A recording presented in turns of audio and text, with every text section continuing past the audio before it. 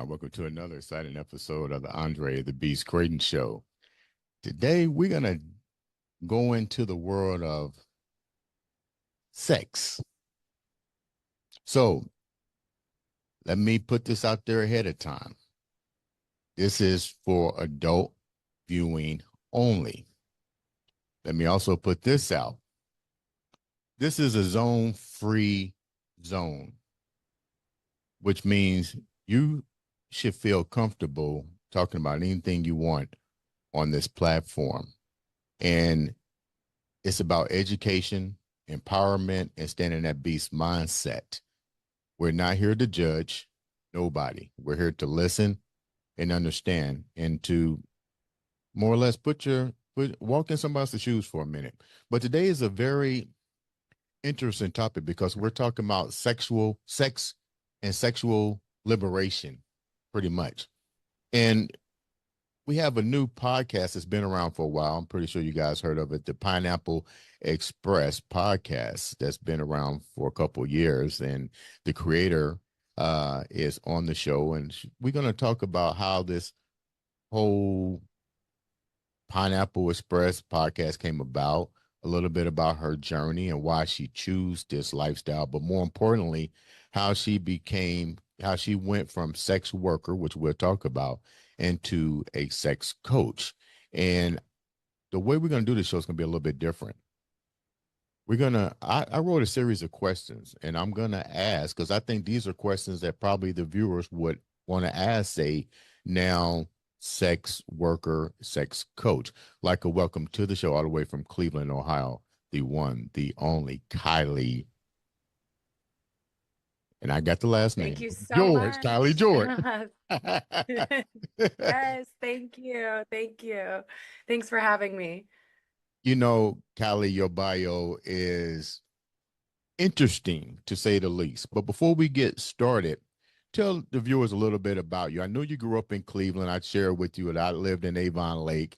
You're born and raised. Give us a little bit about who Kiley George is before we get into the podcast and the sex worker to sex coach. Hi, guys. Yeah, so my name is Kiley George. I am a 33-year-old mother. I'm a wife. I am in the non-monogamy community, so that means that I am a swinger. And but me and my husband, we do a lot of community work in Cleveland.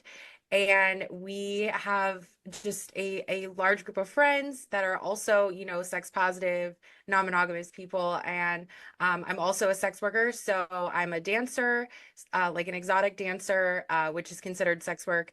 And I've now moved into sex coaching, like you had mentioned. And I'm also a content creator. And so I do a lot of content creation on Instagram, Facebook. I do content creation on TikTok.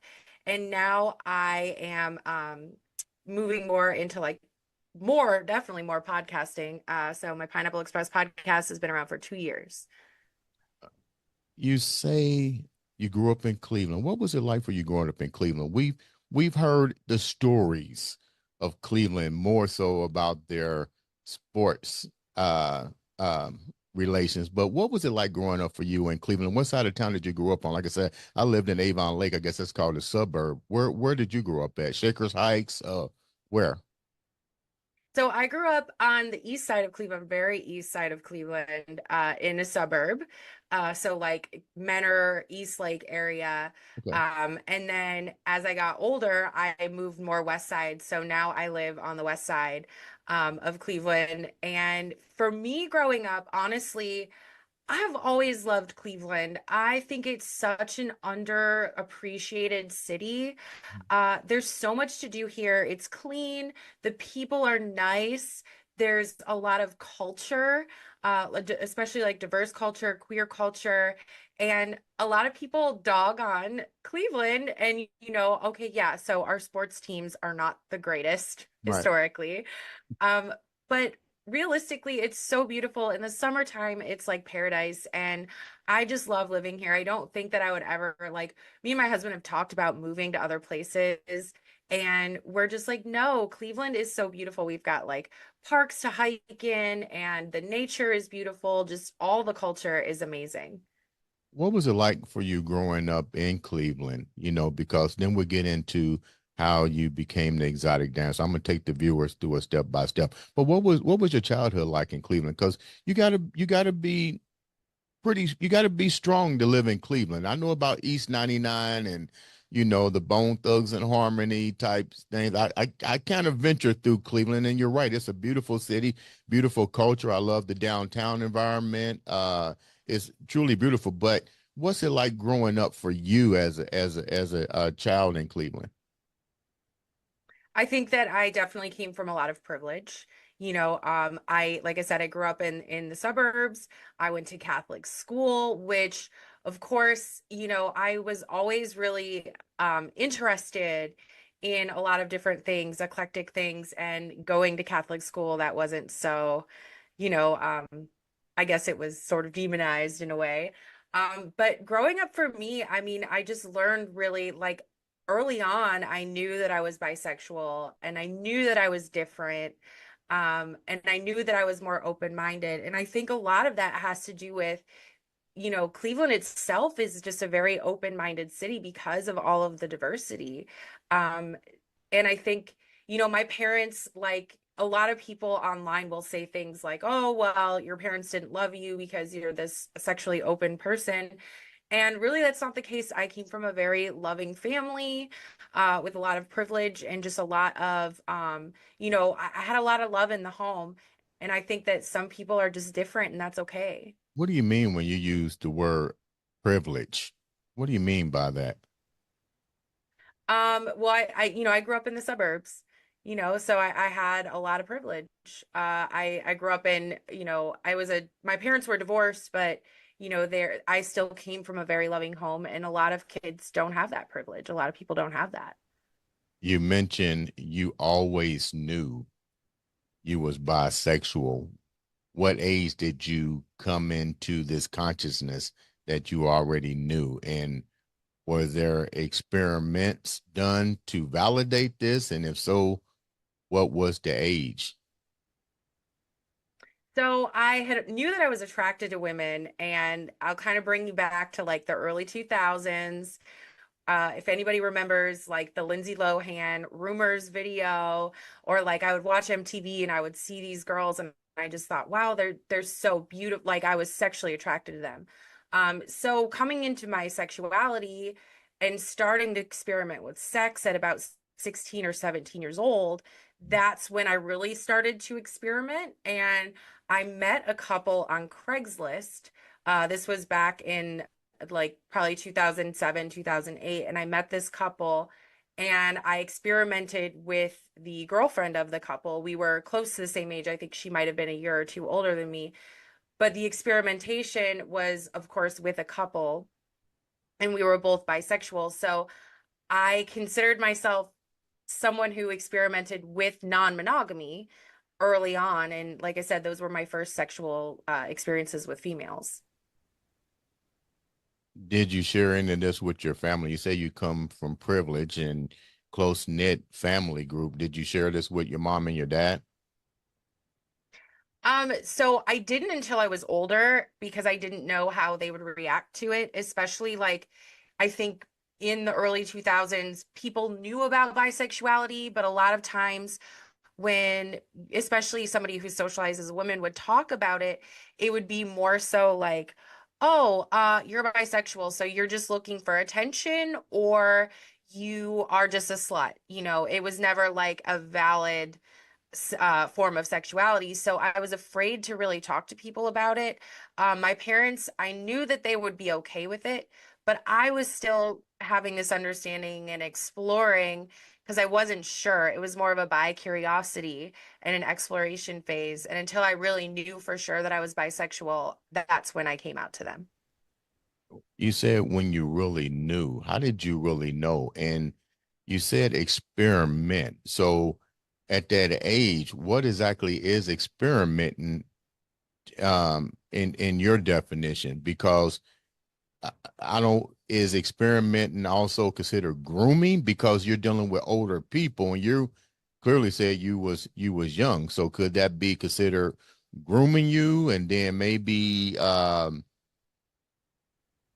I guess, how did you really know? Because you were such a young age. How did you know?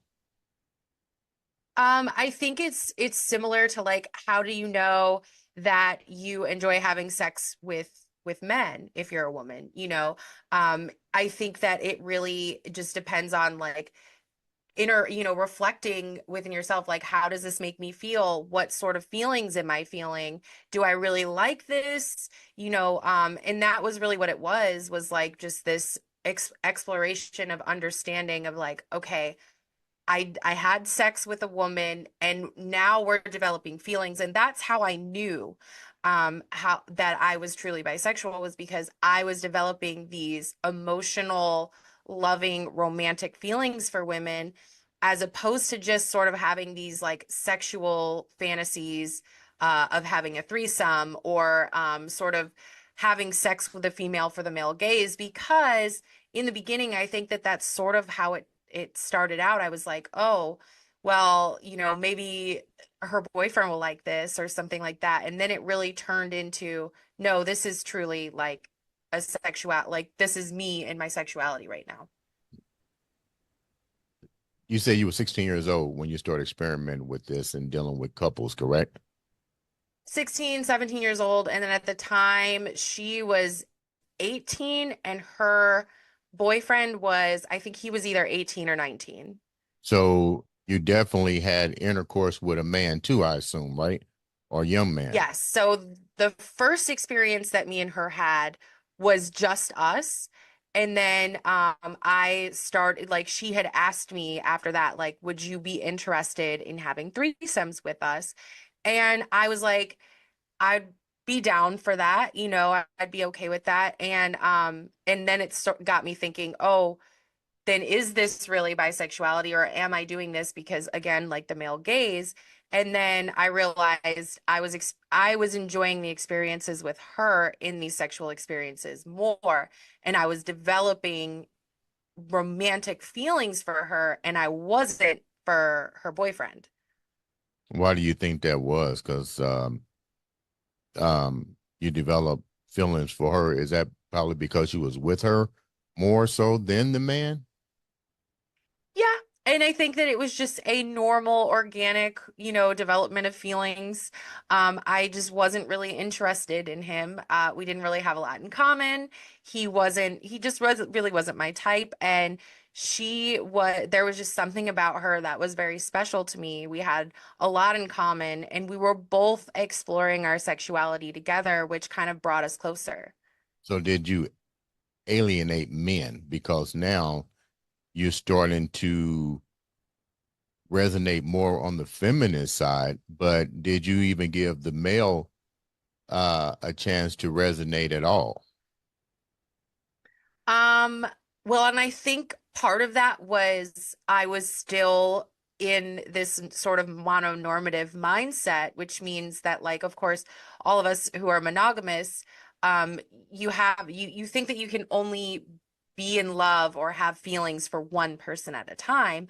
And at the time, that's what I believed. So I almost felt like if I did develop feelings for him, that it would sort of be like cheating on her, or this sort of like wrong thing to do to her. And I think that that's why that didn't organically develop. I think if I went back today, it might have. And unfortunately, their relationship ended very badly because he developed feelings for me. I didn't have feelings for him, and she had feelings for both of us, and none of us, because we didn't have anything to base any of this off of and we're young, it was very messy. And I think a lot of that again had to do with our age and our lack of worldly knowledge. Okay, so let's move forward. You brought up some key things, and we're going to go back because they actually relate to some of the questions that I'm going to uh, uh, put on you. So you get older, you're in the entertainment, the adult entertainment um, occupation as a dancer and so forth. You still carry this belief into your adulthood, but you said something that's very impactful. No matter how you're looking at it, you're still dealing with emotions. Intimacy Mhm. develops emotions. It's a chemical process that we all go through. How do you how do you avoid not having this and having it affect your relationship? And then I'm gonna get into my questions. So I don't really avoid emotions. I deal with the emotions as they come and I communicate with all my partners involved. I have felt loving romantic feelings for people in the swinger lifestyle because that's just who I am as a person. I love very hard and I have a lot of love to give. Uh, but I also keep that to friendships and I don't necessarily go beyond that if they're not comfortable or if my partner is not comfortable with that. So I'm married and I have a husband now, and we both just keep that open communication. But I try, a lot of people in the swingers lifestyles are like, no, emotions are bad and we don't feel them and we only do this for the sex. And for me, I think it's so much more than that. It's about connecting with community and friends and really sharing loving experiences with people that can be more casual if everyone's okay with that. And I think it's just that open communication. Okay, I'm gonna start with my questions. Do you mind? Can we go? Yeah, let's go. Okay. My first question is, from your viewpoint, what does it feel like to live an upside down lifestyle, and how does it impact your sense of self? For me, it feels like I am who I truly am. I'm being my authentic self, and I get to go into non-judgmental parties and rooms and events and be around people who don't judge me, and that feels really good. Okay, great. My next question.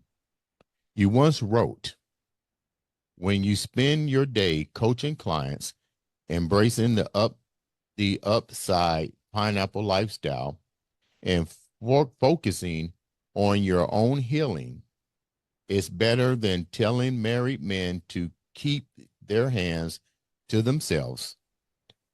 What deeper meaning is behind this post?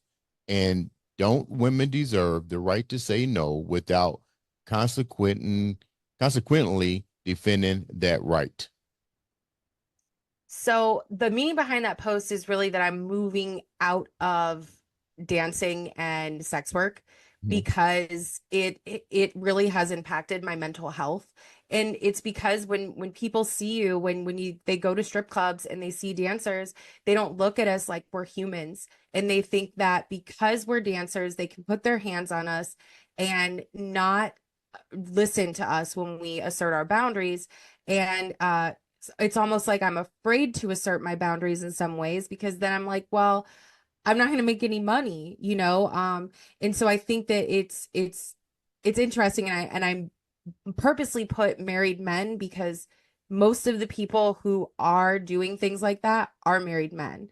And so, yeah, I'm coming into this space of just getting out of sex work and getting more into content creating and coaching because that's not a healthy environment for me anymore. When you say it's not healthy, what do you mean? Are you afraid of your life? Or are you afraid that it's going to um, paint a different? Because naturally, you must feel something uncomfortability about what you were doing or about to get into, because now you're rebranding yourself from the sex worker into the sex coaching. So what are some of the things that you actually are fearing that's making you leave that particular field outside of the So I think touching and so forth? over the course of the past couple of years, I've noticed a very much a decline in the amount of money that people are making. It's really, dancers are making, and it's really not worth it for me anymore to assert all of this physical energy because you're doing the performance and the dancing, which I love that aspect of it. That's one of the reasons why I got into it was because I enjoy performing and I enjoy the, dancing and the art of pole dance. But unfortunately, we're in a space now where there's a lot of people who are just sort of exploiting sex workers, and they're going into these spaces because they want to be there, but they don't have the extra money. Strip clubs are a luxury, and people don't look at us like we're luxury items anymore. They look at it like, oh, well, I'm here, so you have to dance, monkey dance for me. And I don't like that anymore. It's not comfortable for me. I see a lot more girls doing I see them doing things beyond my own personal boundaries, and they're okay with that. And I think everybody's boundaries are theirs, but I'm not comfortable doing those things. I'm not comfortable with somebody touching me in a way that doesn't feel good for me. And so it was really impacting my mental health, and it was really impacting my sense of self. And I knew that I had to do something different. What's the difference with the way that the the actions in the strip club versus the actions of people touching you in a swinger lifestyle? I mean, you don't what's the differential? Because you don't like that, but you're going into another environment where clearly I don't know if there's a respect thing going on in there, or you guys change phone numbers. I don't know, but what's the difference?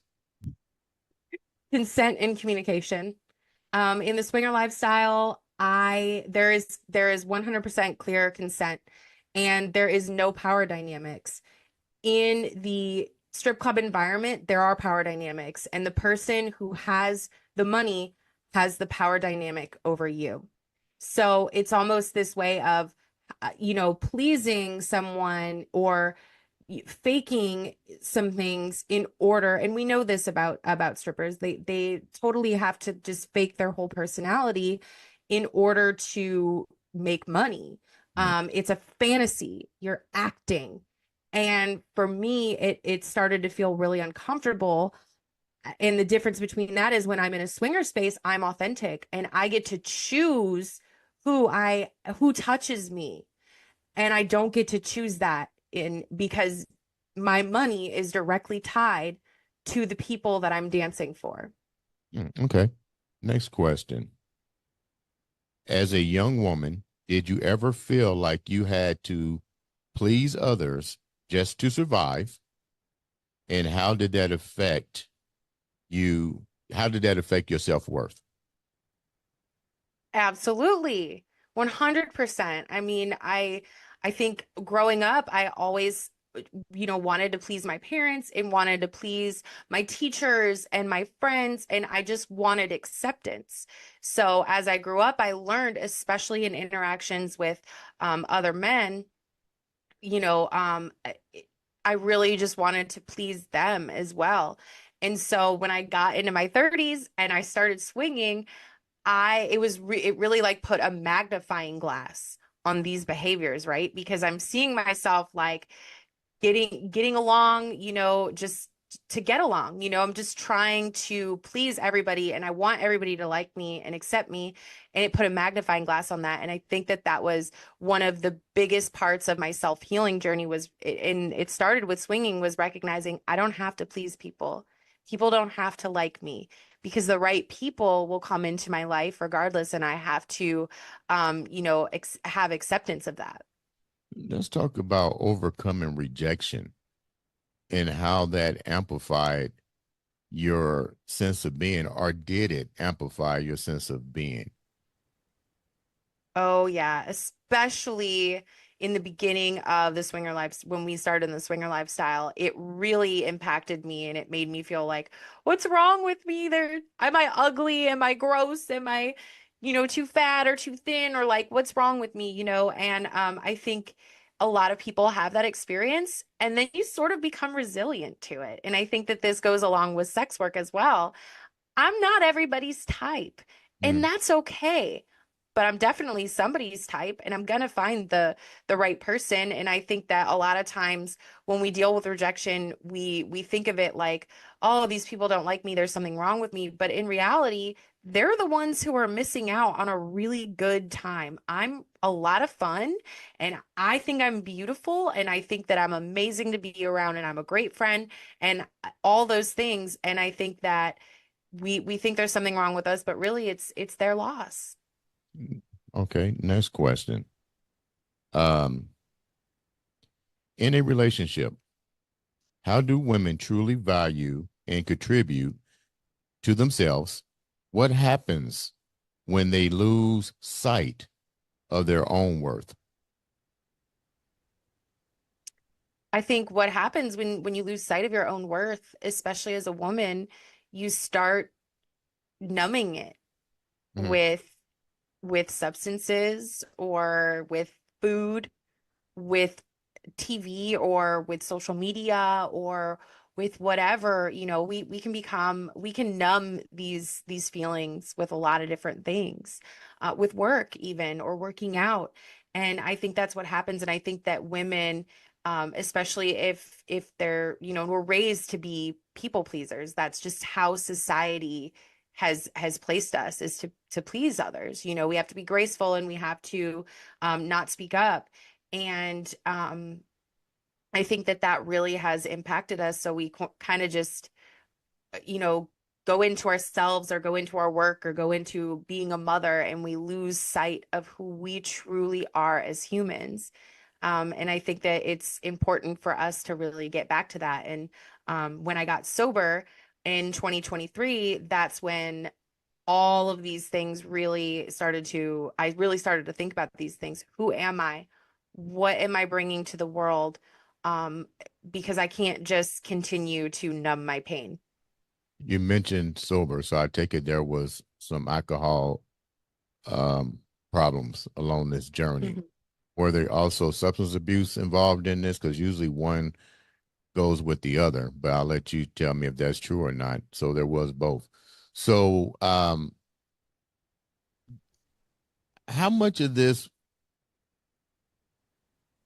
was only you can answer this question. So you mentioned things started to become a little bit more clairvoyant once you stop drinking and come off the different type of medications.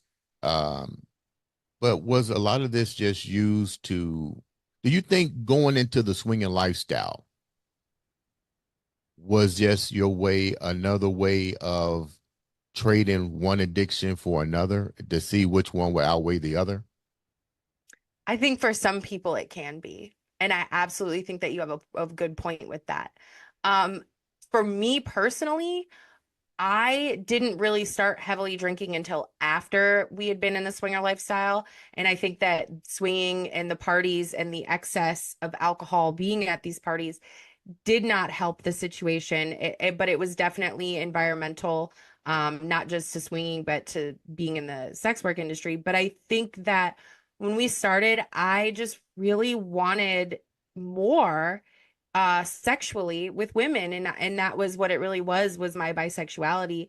But I do think that that can happen. I think people get addicted to the swingers lifestyle in the sense of they get addicted to these parties and this attention, and they don't look at, inside and say, okay, well, maybe this is just some sort of an addiction, or what is my relationship to the lifestyle look like? I'm gonna speak from experience. I'm not gonna mention these individuals, but let's talk about consequences and the outcomes. Mhm. I know firsthand several couples that got involved in that, and I never will forget it because kept being invited to a party. And I kept saying, man, you guys party every Friday and Saturday? Like, this is how naive I was. I wasn't that naive, but because this was like maybe in the 2000 era and early 2000, I had no idea about the white rocks and all the little sign symbols and tokens that are out there. But anyway, long story short, I saw something came to my phone and I was like, what the hell is this? And the lady actually face was exposed. And I was like, holy crap. And I talked to both of them. I said, well, first of all, who's doing the videos? And the lady says, my husband. And I'm seeing tons of activity going on. And long story short, there was consequences. The game changed. It happened to another couple that I had no idea was involved in this. Then the game changed because I remember asking this question to one of the females. The husband was down with the Craigslist picking the guy out, and they had rules of engagements. There was with the one Hmm. couple, there was no black male, no black men involved in it. He picked the guys and blah blah blah. The other almost the same type of scenarios. But I remember asking the females, "What are you going to do when the game changes?" They didn't think about it at the time, and the game changed. The guys fell in love with younger women. They were no longer the center of attraction because they were beautiful women too. But let's get real. There's also other beautiful women. What if somebody comes in and changes the game? Their whole relationships, their families, and I knew their kids all suffered from that. And I remember when I saw them later, I asked them, I said, if you could do it over again, what would you do different? I said, I never would have done this. That's eyesight ahead of time. But let's just say, for instance, you brought up something that was really cool. You're the life of the party. You're the beautiful girl in there. You're married. Cool. You probably like more women than you do men. But what if the situation is different? What if it's a woman that like both men and women? But the thing that could happen, let's get real. We're humans. Physical touch, emotional stimulation changes the paradox of a swinger's lifestyle. What's your comment on that?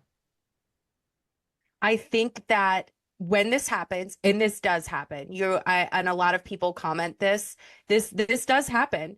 When this happens, 9 times out of 10, it's because there were already holes in a relationship, and swinging was probably used to be a band-aid. But now what swinging did was put a magnifying glass on the issues.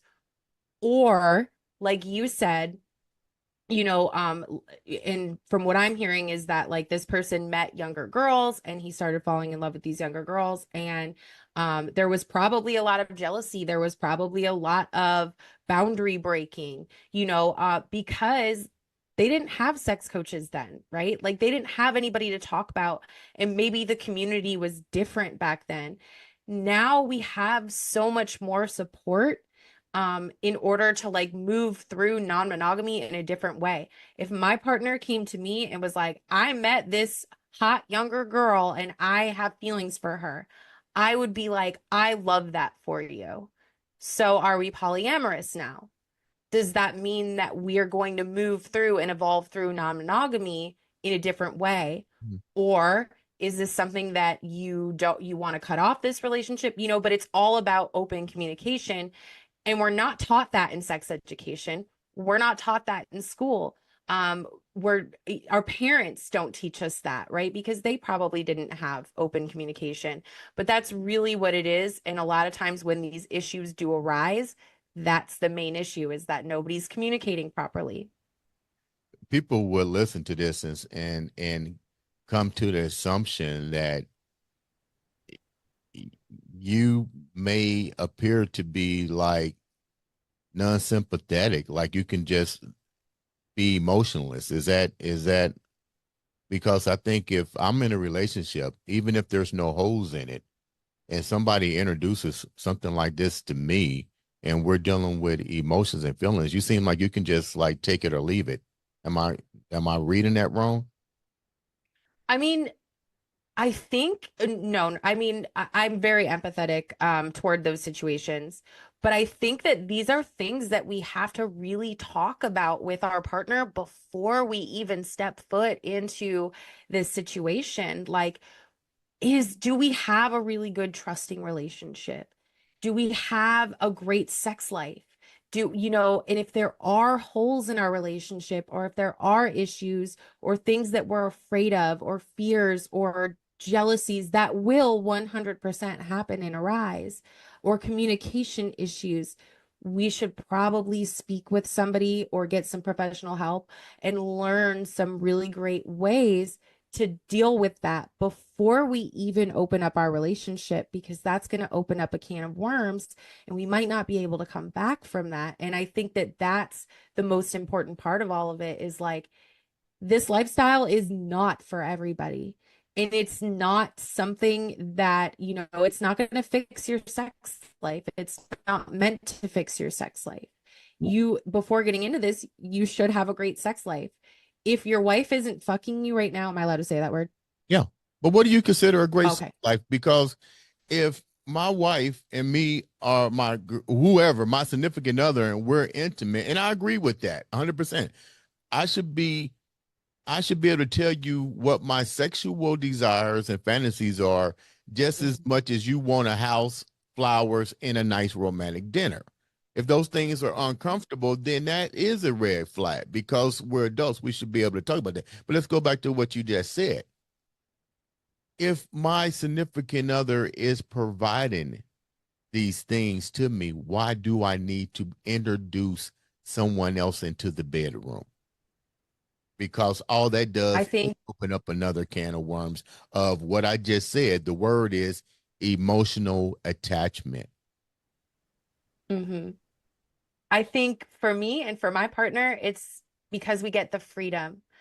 This sense of freedom almost puts this weight off of your shoulders. We get this freedom to explore openly, explore our desires with other people who also enjoy exploring their desires openly. And even if you go into these spaces and you go to a sex club or you go into a swinger party and you don't even have sex with anybody else, just being there with people who can be their authentic selves and people who, are able to just that layer of sexuality, kind of the elephant in the room sort of thing is gone. And you can talk about your desires and fantasies with other people, Yeah, but how can you and just that's go and just fun. fuck a whole bunch of people in a room and call that an emotional attachment to any degree? Let's get real. I mean, if I'm in a situation and just say I know all these people, because I asked this lady the same thing. Do you know these people? She goes, yeah. And I mean, like to me, there has to be a sense of morality. I mean, to just go in and just fuck a whole bunch of different people is not what I consider developing an emotional attachment, because if I'm fucking this many people, I'm at another swinger club doing the same shit. So where is the morals here? Does that make any sense? It does. It's no I more think that different than you see it at the morality, strip club. It's no more different than going to the strip club and she's dancing for this guy, she's dancing for this guy. Where is the morals? I guess I don't even. I'm not in it, so I'm. That's why you're on here to explain it. I think morality and ethics are based on the person. What one person might think is immoral or wrong, or they wouldn't do that, for another person, that doesn't necessarily mean the same thing. And just like not everybody at the swingers club is having 12-person orgies, some people might be. For example, there's something called hot wives, and that's a wife who she'll have gangbangs and she will just get fucked by a bunch of guys in one sitting. That's not something that I enjoy or get pleasure out of. That's just not for me. But if that person enjoys it, have fun, girlfriend. Like, do your thing. Yeah, That is good for you. So I think it's just having this non-judgment of other people's right, sexual desires and fantasies. People have a lot of different desires and right. fantasies. I mean, I know this, and it's the same thing when they come into the strip club, right? Guys will come in. I have a guy that comes in that wants me to pretend that I'm Corilla DeVille and degrade him as Corella DeVille, and he gets sexual pleasure out of that. Like I said, Does that everybody got mean that their there's own anything thing. Yeah, wrong? yeah. Everybody got No. their own. Everybody's got their own kink, no matter how. And like I said, this is a Hmm. judge-free zone, so I get it. Um. Let me ask you a couple more questions, and let me also say thank you for taking time out to come on the show and educate us, because that's what you're doing. My next question for you is, At what point does sex turn into something more than intimacy? When does it cross the line into addiction? And how would you know? I think just like with alcohol, just like with any substances, just like with food or anything that turns into an addiction, it's your relationship with it. Are you trying to fill a void or a hole using sex? Mm-hmm. Because for one, and it's just like with drinking, you don't have to drink every day to be an alcoholic, but it's your relationship with it. You don't have to have sex every day. It's why are we doing this? What is this for? And it's a lot of inner reflection. And I think that, you know, that's a question to really ask yourself. Am I becoming addicted to sex, porn, whatever it is? Mm-hmm. My next question. Imagine if your husband falls in love with another woman who has a completely different sexual lifestyle than you. How would that make you feel? And how would you handle it, especially if the reverse were true? I think, if he fell in love with a woman and she was not open to polyamory or swinging or anything like that, that would be something that me and him would discuss.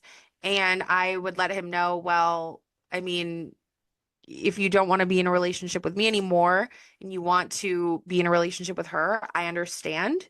I'm not afraid of that. I'm not afraid of being alone. I'm not afraid of losing my partner because I know at the end of the day that I'm going to be okay and I'm going to be happy. What are you afraid It of? would suck and it would be really sad and I would be very, very sad and very heartbroken, but I have no control over what my partner does.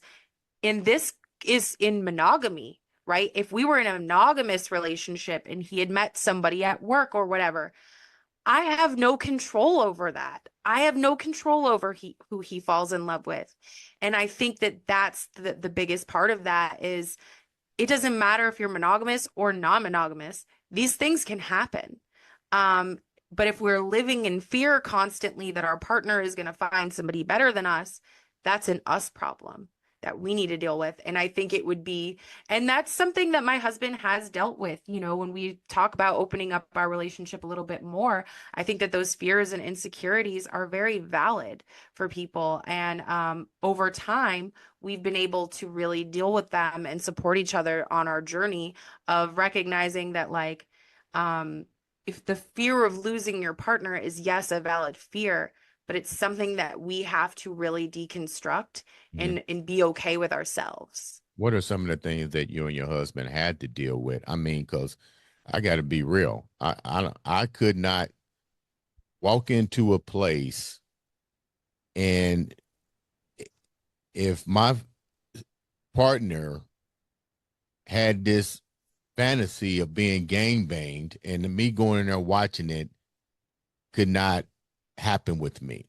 What are some of the things that even her with another man, me watching her get fucked by a guy and she's liking it? I'm sorry. I'm not at that mindset. So I find it hard to believe that two individuals, you and your husband, can just cut shit off and just walk in and do these things and it doesn't affect you in any way, shape, form, or fashion. So let's say that it did at one point.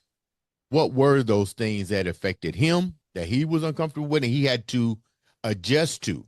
Because this is the thing, he had to adjust to it. And then vice versa with you having to adjust to whatever you might have seen him participate in. I think one of the biggest things that comes to mind is anytime that there was a miscommunication. So there was like a time where he got a blowjob from a single woman, and I was drunk and passed out on the corner because ex-alcoholic here, I would get a little too tipsy at parties and it was not good. And I told him to go do what he wanted to do. And in his mind, that meant I'm gonna go get my dick sucked by a unicorn. And after that, and a unicorn is a single female in the swinger lifestyle, by the way. And after that, I was like, fuck. I just opened up this can of worms. I feel like he cheated on me. Oh my God. And I knew that he didn't do it with malice because he told me about it and we were both very open, but it was after the fact that I felt these feelings. And that's when I had to start really working, opening up to my community and get support from my community, getting support from a coach, from a sex coach What do you really mean helped, support from and your community? recognizing that like it's okay to feel jealous. And that's when we had to sort of like our boundaries had to sort of switch around a little bit, because I felt insecure and I was afraid of those things because those are normal feelings to have. And I think for him, it was like when I went on the dance floor and I kissed a single guy who was very attractive, and I didn't tell my partner that. I didn't ask him like, is this something that you're comfortable with? So it was on both occasions um a miscommunication that we both had with each other, and that's why we're really good about communicating that with each other. And if he says I'm not comfortable with that, then I respect that. If I say I'm not comfortable with that, but being able to move through it in a slower pace instead of kind of having this, okay, well, you ask for forgiveness, you don't ask them if you could do this. Having more of a mindset of talking it out and working through it has been a lot better for us. Two-part question. How does I know you can't answer for him, but does he physically watch you having intimacy with multiple guys? He has. It's not like, and I can answer for him. We talk about this a lot, but so he doesn't get pleasure from that, and some people don't, right? Like he's very neutral. He knows that I enjoy it. And it's different than like me when I see him with other women. Um, I get a lot of pleasure from that and I enjoy it so much. And I'm like, this, I consider myself a cuck queen and he's a hot husband. So if I could see him with multiple women, that would be like my ultimate fantasy is like him doing a reverse gangbang of like a bunch of women, right? So I think that he's very neutral about it, but he knows that I enjoy it, and he's like, if you enjoy it, I just want you to enjoy it and be happy. How does he enjoy it with you and other men? He doesn't. So like he again, he's just neutral. He's not bisexual. So when we're couple swapping or we're in sexual interactions, a lot of times he's the center of attraction for me, or it's sort of like he's involved in his, with his partner, and I'm involved with my partner, and then we come back to it and really afterwards talk about it, and we just, oh my gosh, it was so great when he did this. Oh, when she did this, this was great, and it's a great way for us to build intimacy. But he's not really involved with that because it doesn't bring him pleasure. He's just like very neutral. He's watched and he's just like, meh, I could take it or leave it. Before we wrap up, thank you once again for coming and share. I got to have you come back because I got thousands more questions. I got 1,000 more questions. Trust me. And let me also tell the viewers, this may not be for everybody. Everybody have their own. This is what I tell people.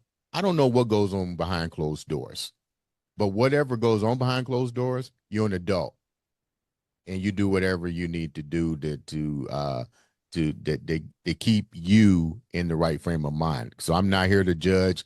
Um, Adults do what they do. But this is a question. What's the end game here for you and your husband? What's the end game? What's the message that you want to get out? I think the end game for us is just to continue to grow and learn about ourselves and build intimacy as a couple by learning about each other, Hmm. exploring our desires, uh, really taking the time to feel what we're doing and maybe slowing down at some points and speeding up at other points. But I imagine myself being a swinger for the rest of my life. I'm gonna be that, 80-year-old lady at hedonism who's on the dance floor just having a great time. Um, Same with him. I imagine us being together forever, of course.